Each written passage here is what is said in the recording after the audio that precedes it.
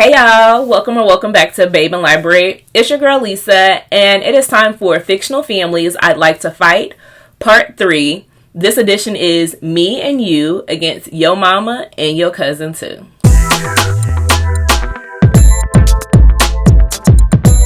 If you are joining me for the first time, this may be a little bit shocking or jarring to you, but I have an entire playlist of fictional families I'd like to fight, simply because I enjoy family drama in my books, of course. Not in real life, that is messy and it's dead. But in terms of my book, I like a good character that I can go toe-to-toe with, that I want to go to war with, and I want to ride behind my main character. So gearing up for the holiday season, I always like to give you all a list of fictional families that are going to make you want to jump in and throw hands. Now, I've got 11 books for you all today. So I've got 11 recommendations if you're like me and you like a little bit of family mess and drama.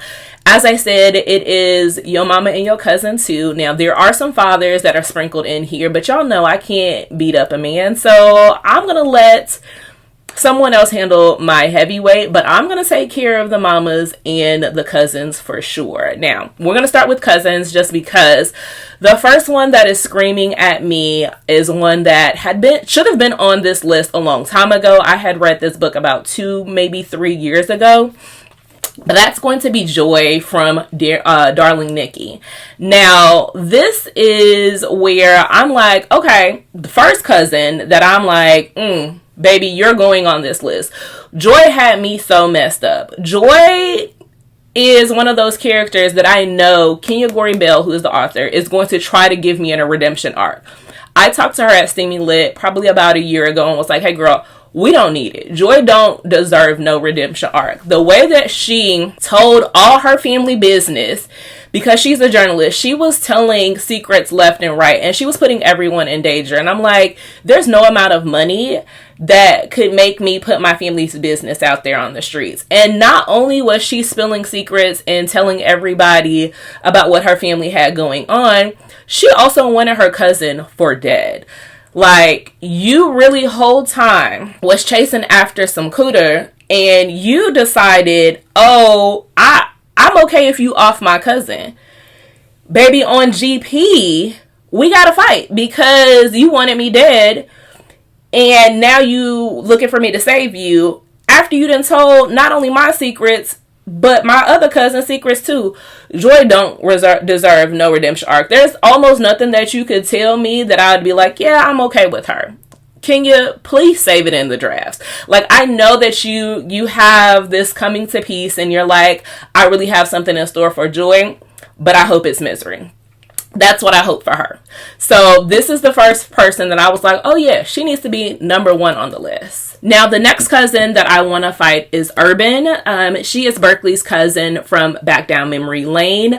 This is by Lamartz Brown, one of the only male authors on this list. And that just lets me know Lamartz writes a little bit different, because the way he wrote Urban, I was like, oh, you really know how to write a woman that we're not gonna like she bottom feeder type woman. Urban also wanted Berkeley dead. That's the thing. When you have a cousin that is out for blood and don't care about your life in any regards, that puts you on this list automatically. Urban went so low as to not only like plant people in Berkeley's life. Berkeley had suffered from amnesia, which her cousin put her in that situation. I'm not going to give away too much because I want you to read it for yourself. But Urban put her in a situation to where not only did she come out with amnesia, she also was playing in her face. She got to the point where she like made Berkeley's fiance leave her. Like, she not only wanted to have her dead, she wanted to drag her through the mud before she hit the grave. Like, Urban was a different type of bottom, and I really was like, oh, okay, it's time to tussle. And then you do your mama the way that you do her. Not only do you not care about your cousin, you don't care about your mama, you don't care about nobody, you care about the bag. And that is what really pissed me off about her. And so she automatically had to go on this list. So when I talk about 2 cousins, Joy and Urban could see me any day of the week, because I don't mess with them type of women. Like, if that's where y'all think blood is thicker than water, baby, y'all can have it. For me, cousins don't get no pass, no exception. So those are the 2 cousins that I have for the list. Now, it's time to move into mamas, because like I said, it's your mama too. And the book that I'm currently reading is kind of what sparked me to say, oh yeah, it's time. It's time for the video, because I am currently reading The Baker's Bully by Misha Mesh. This is the duology omnibus put together. It's a special edition. I just picked this up a couple of weeks ago while I was in Chicago because I had to have it. This book is so good. This is, like I said, really thick, but it speeds by. Like, the audiobook is so good. It's on Hoopla as well, so I'm reading this in tandem. And the mama in here, Norma May. Yes, I'm gonna put your whole name out there. Norma May is terrible. Now, I'm in book 2 now, and I realize why Norma is so upset with our female main character, Egypt. However, I'm not giving no passes or no excuses. You whole time had been dogging this girl out from when she was a child. She was an innocent baby, and you hated her. You hated the woman, the young woman or young child that you were supposed to protect, love, and care. And you hated her so much, and you continue to hate her until she was a grown woman and you decided that she was going to sleep with her boyfriend. Excuse me? On top of the fact, you said that you was going to sleep with her boyfriend and watch the kid that her boyfriend had on her with another woman just because you hated. How you gonna raise somebody else's child when the child you was supposed to raise you ain't like? Norma May is terrible. She is one of those women that you just like, why are you like this? How did you get to be this way? And when you find out what kind of led her to be this way towards Egypt, you're like, yeah, but that's still not forgivable. Seek help. Find somebody. Leave the man. Leave the situation. You don't have to put yourself in a situation where you're dealing with a man and a child. Go and leave, because if you don't, there's no sense of doing harm to her. Egypt did not deserve, and in this book, I will tell you, Misha Mesh is one of those authors that I'm like, damn, you just gonna keep pulling out stop after stop after stop. Like, you hate the main female character because there's no way that her life is unraveling like this. I want you to know, Norma May, I hope she get whatever coming to her. Like, I'm in book 2 now. Like I said, I am flying through this. I will be reading this today once I finish this video. I hope that when she gets, I'm going to be able to clap, because she got something coming to her. I just don't know what it is yet. Now, when I think about Norma May, it automatically reminds me that Yolanda from Married to a Rich Gangster. This is a 2-part as well. So there's part 1 and part 2. In part 1, Yolanda is our female main character's mother, and she pulled the same thing that Norma May pulled. She slept with her daughter's husband. Excuse me? The husband that you know is currently beating her to the ground. You've been sleeping with this man not for years, and you've been telling your daughter to stay with him knowing that he's beating her up.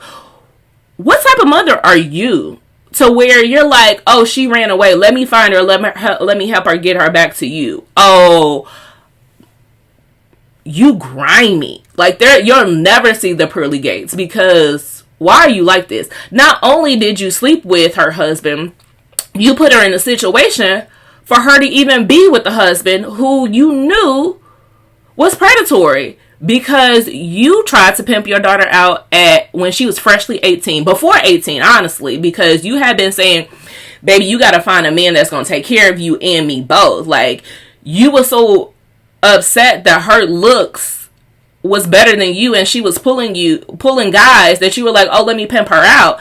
You decided to pimp her out to an older man, and then you decided to sleep with that older man once you saw the life he was providing for her. Yolanda, I hope you never get a glass of ice water in hell where you're going to be. That's how I feel, because you, baby, are terrible. Still got 2 more mothers on the list. Actually got 3 more mothers on the list.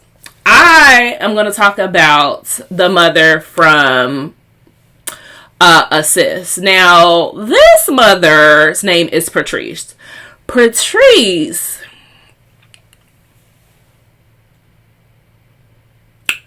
how dare you?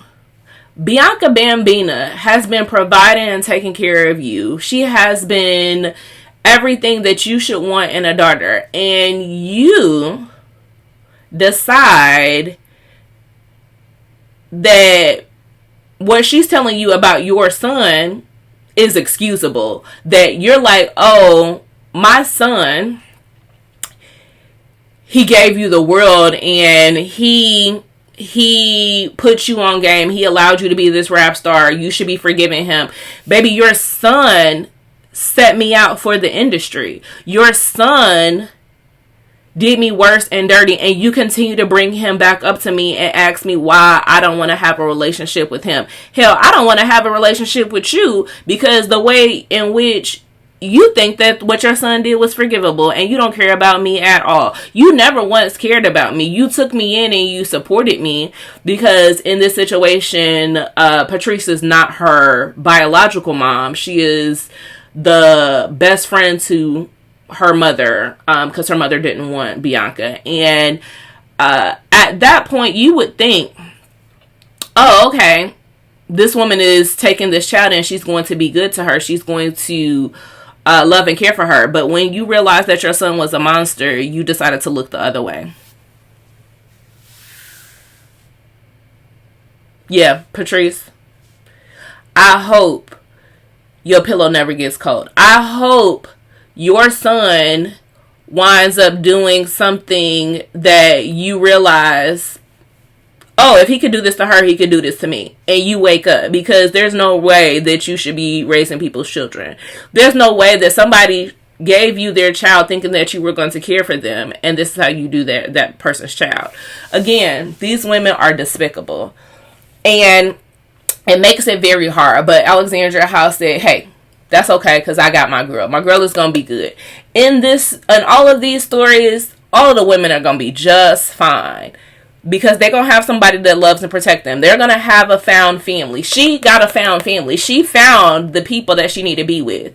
It wasn't Patrice, though.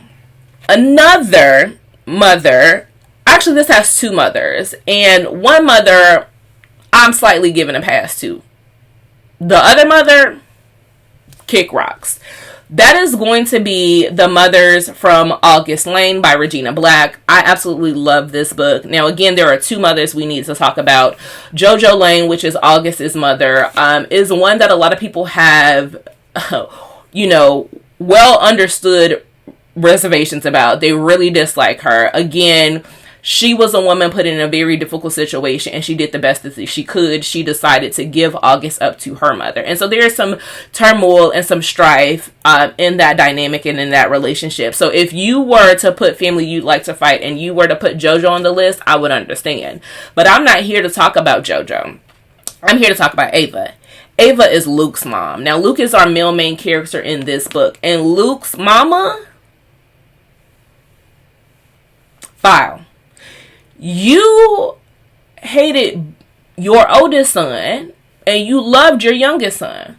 First of all, when you decide to split hairs because of who they daddy is, that's problem number 1.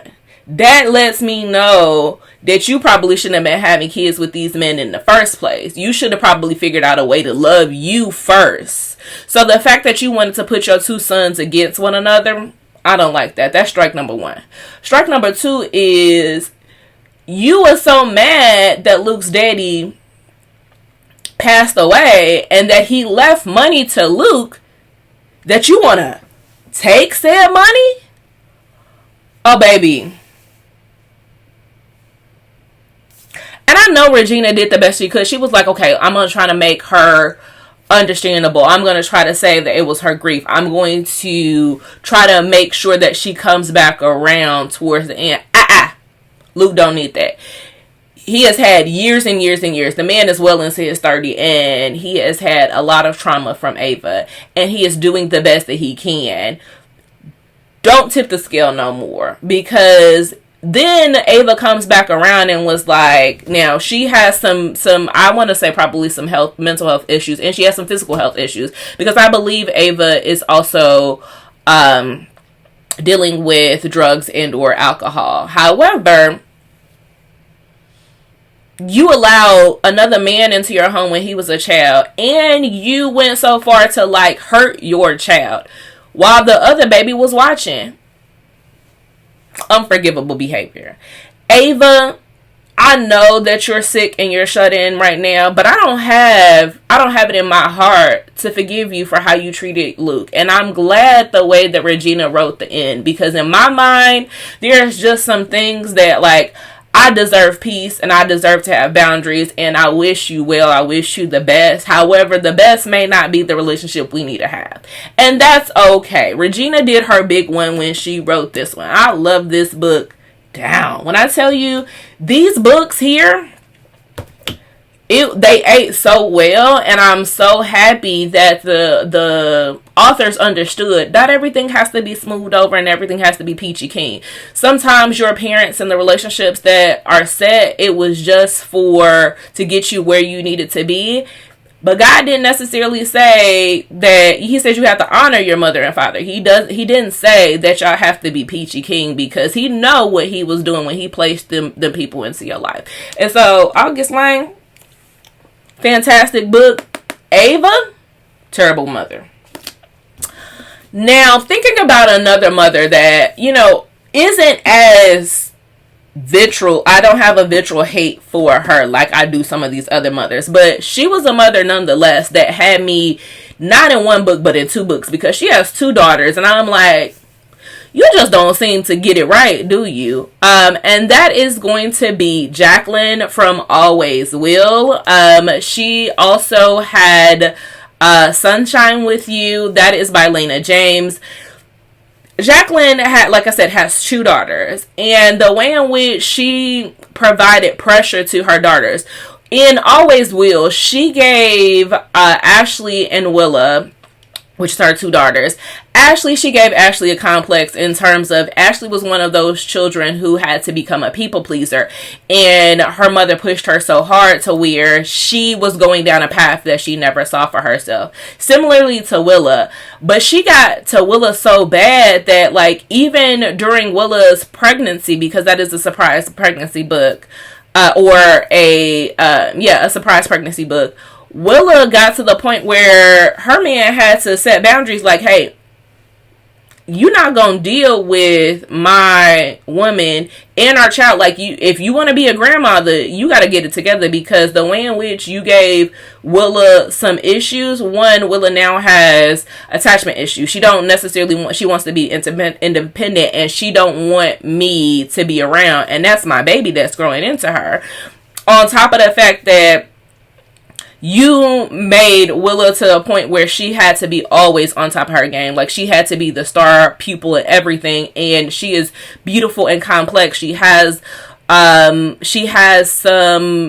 different intricacies, and you couldn't value that and see that in her as a child. And you pushed into where those challenges that she had just became exponentially worse. And when her man stepped in, I said, okay, cool, because if you don't do it, I'm gonna come in and I'm gonna have a real good sit down with Jacqueline, because the way that she was acting with her daughters, unforgivable. You can't want to be somebody's grandma. You can't want to be in your people's life, and this is how you treating them. And the way that her husband just idly sat by, I was like, until the very end, I said, okay, sir, because you had no more chances with me. I give him a pass, because again, when you're married, you have to stick beside your spouse, and you have to figure out how to do it, and your kids are grown and out the house. But you know that your wife is wrong as to left shoes. At some point, you got to kick in.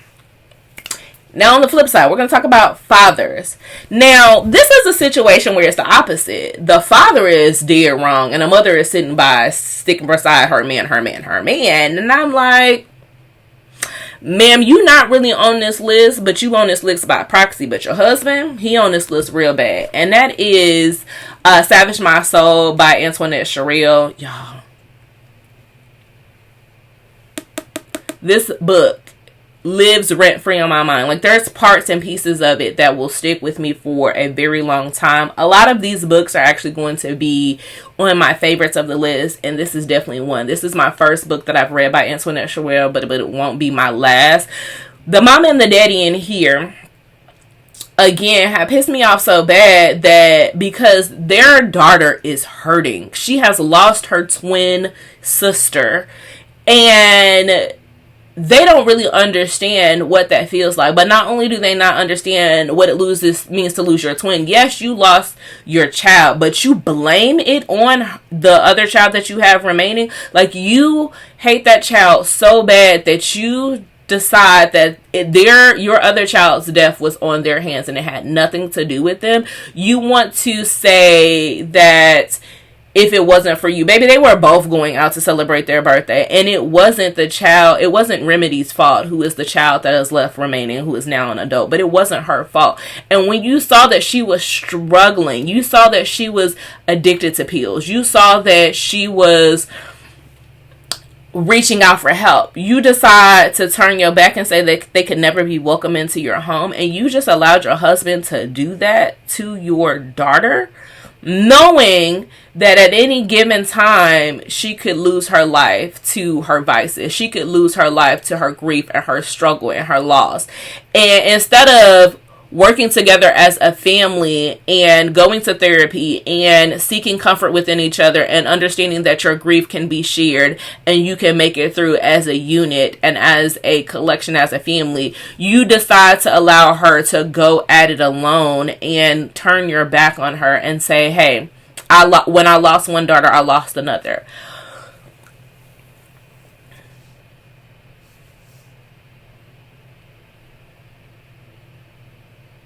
I hope you know that daughter that is looking down on you from the clouds up above could spit on you right now if she saw you, because she knows what it's like to have the other piece of her soul and her heart walking around without her, and to see what you're doing to her.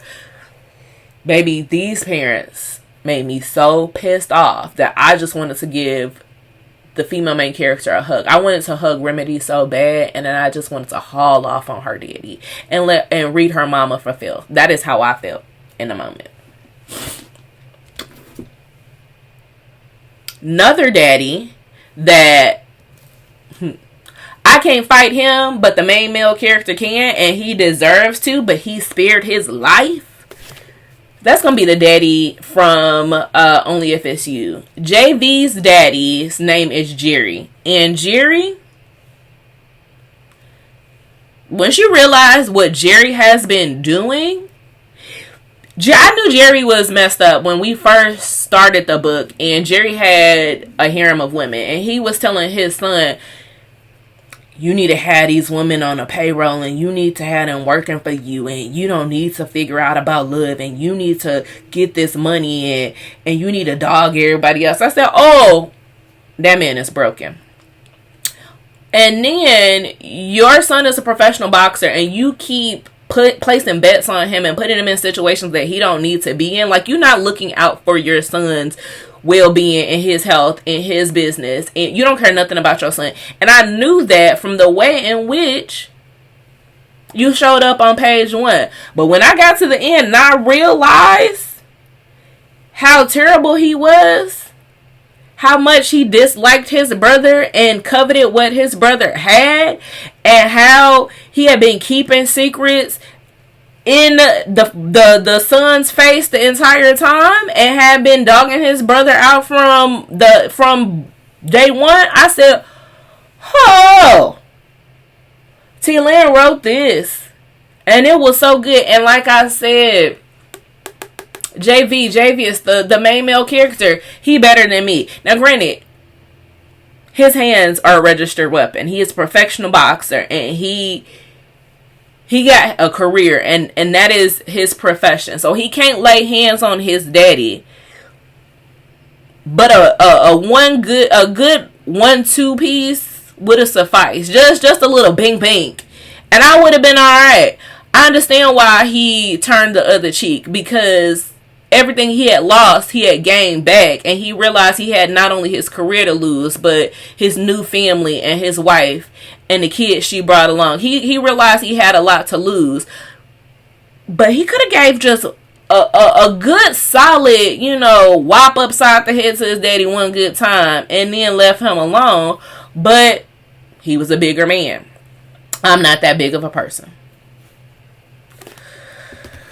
Before I get to my last physical book, I'm going to talk about my other book with a father that I'd like to fight, which is Mercy's father from Going Down Smooth.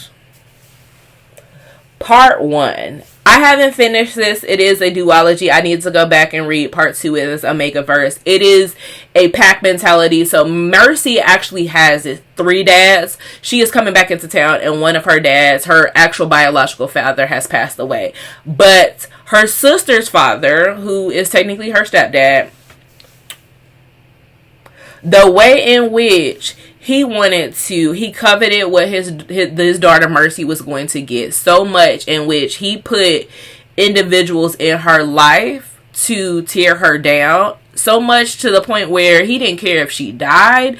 He didn't care if she lost her fortune. He didn't care if she lost the last bit of legacy she had for her father. He did not care. And the way in which he dogged his own birthright daughter out and was like, yeah, you need to be put with the worst alphas there is, and I'm gonna watch you gleefully suffer. This man should have been stopped. He is that type of alpha that you read about and you're just like, you got this snarl on your face, because he is that terrible. Mercy's dad, I can't wait to see what happens in book 2. I'm gonna have to finish that probably next month, because I got to know what Drea Wells has in store for him, because the way in which he left the Mercy to die, the way he didn't care enough about any of his daughters, and he had the audacity to gaslight their mother like, oh, I'm doing the best thing for her, and this, she don't even realize it, lets me know, oh, he got a controlling nature. And you call yourself a pastor? God don't like ugly. I'm gonna tell you that right now. And you reap what you sow, and I hope in book 2 he reaps it in tenfold. Now, the final book that I have to talk to you all about is also a chunker, and the daddy had 2 daughters. I don't know why these authors be giving the parents more than one daughter, because they don't even deserve any children. They deserve to be barren. That's how bad some of these parents are. That's going to be the daddy from Demon's Dream by L. Kaysen. I was so grateful when I saw what happened to him in this book. I said, oh yeah, serves you right. Because the way in which you sold out both of your daughters, that you was like, oh yeah, I only care about my son, and I only care about him because I can keep him under my thumb. These other girls, I'm trying to keep them under my thumb, but they can have minds of their own, so let me dog them out. You put one of your daughters with a man to be arranged in a marriage that you knew would benefit you but would tear her down. And you, when she decided to go a different route, you dragged her back under false pretenses to that man who then kidnapped her and wanted to control her. That's one daughter. Then the other daughter, you talked about her so bad and made her feel like she was less than dirt because she had taken care of you your entire life, and your son covered up every mess. She was your fixer. And she decided, and she found somebody that would love her, and she decided that she was going to use what she had for better means. She didn't want to do something illegal for you anymore. And she said, oh baby, I'm going to, not only am I gonna walk away, I won't be walking away from your business because I'm gonna make your businesses legit. And you thought, I don't like that. I still want to be in the trenches. I still want to be in the mud. You coveted money so bad that you put that before your legacy, which was your children. When I saw what L. Kaysen did, I said, Let me read it again. I immediately went to go read it 2 more times. So I said it wasn't enough. Rewind, play it back. If I could watch all of these books in my mind and rewind them again, I certainly would. Because let me tell you, payback is real. Payback is a mother. And I'm going to tell you, that's for mothers, daddies, cousins, family, all alike. I don't really care about y'all because y'all don't care about me. And that's just how I feel. These are fictional families I'd like to fight. And I really do mean that. I really do. And it hurts me to say that. But if you have a fictional family member that you would like to fight from a book, let me know. I want to read it because I really enjoy family drama. And I really get invested in on behalf of my fictional characters. That being said, if you don't want to do that, if you don't really like fictional drama, that's okay. I do understand. Leave me a guitar emoji. You've got the guitar from Salvage My Soul, and this is the country music where there's also guitar. Leave me a guitar down in the comments, and I'll talk to you all later. Bye.